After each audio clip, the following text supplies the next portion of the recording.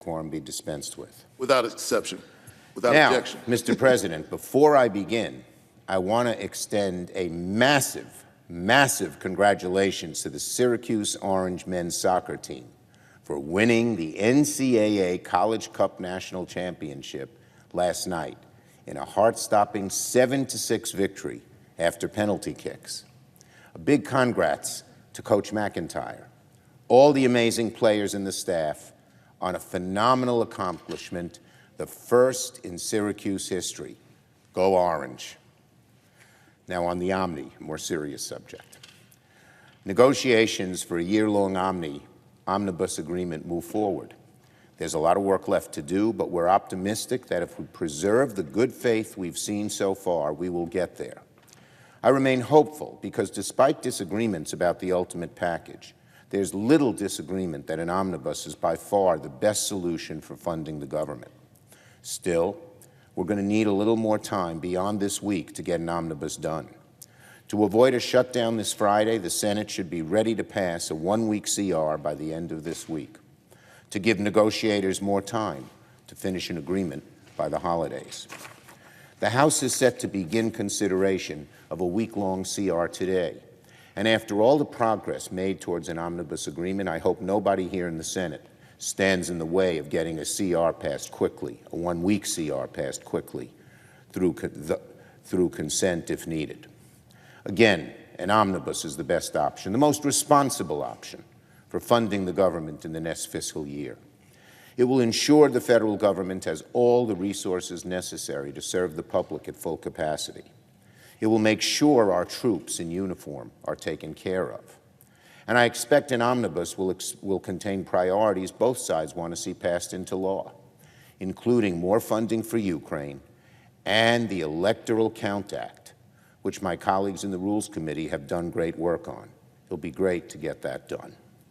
After all the work we've done this year to pass important new bills, like the PACT Act and the CHIPS and Science Act and so much more, a CR into next year could prevent the investments secured in these bills from going out the door. The vast majority of us don't want to go down that road. So again, the best option, the most responsible option, is to proceed toward an omnibus, even if it won't contain everything both sides want.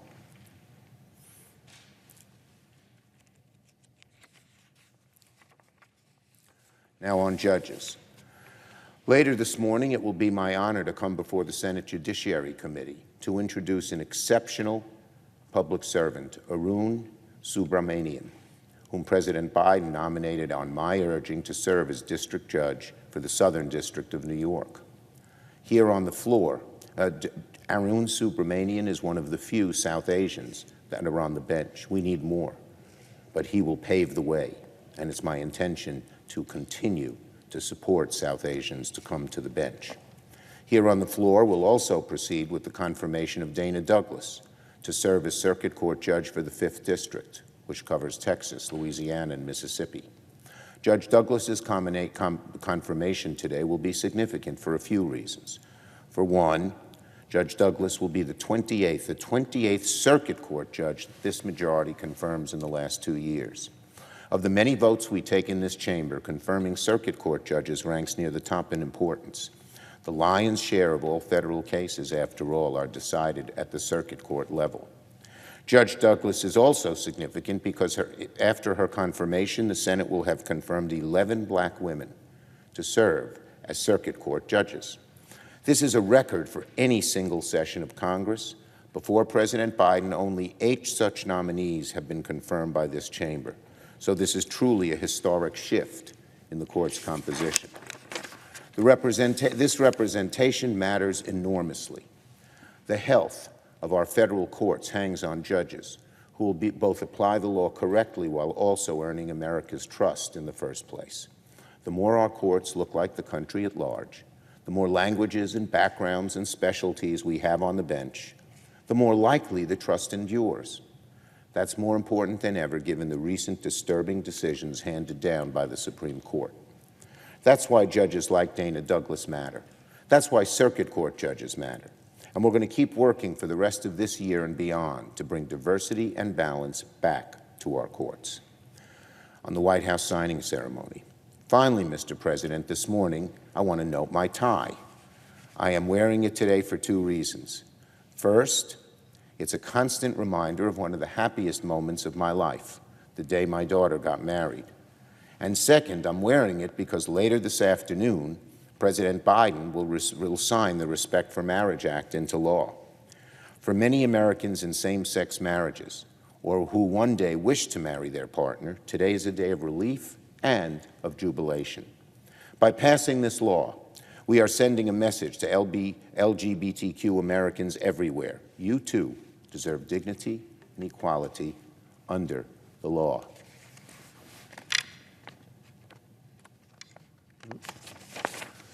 Few bills have hit home for members on the Hill quite like this one.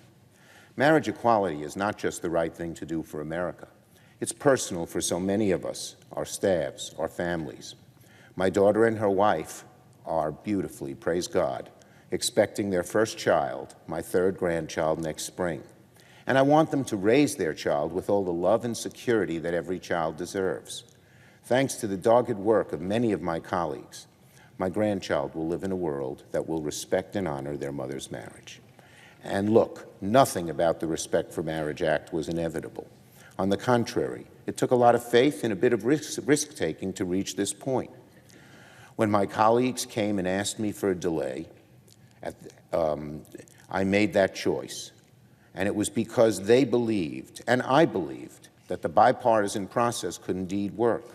It wasn't a decision we took lightly, but today that gamble is paying off. So I thank my colleagues on both sides of the aisle for making today's signing possible, and I thank my friend Senator Feinstein, who originally authored this landmark bill. Because of them, and because of the millions of Americans out there who pushed for change, history will be made at the White House later today. I yield the floor and note the absence of a quorum. The clerk will call the roll. Ms. Baldwin.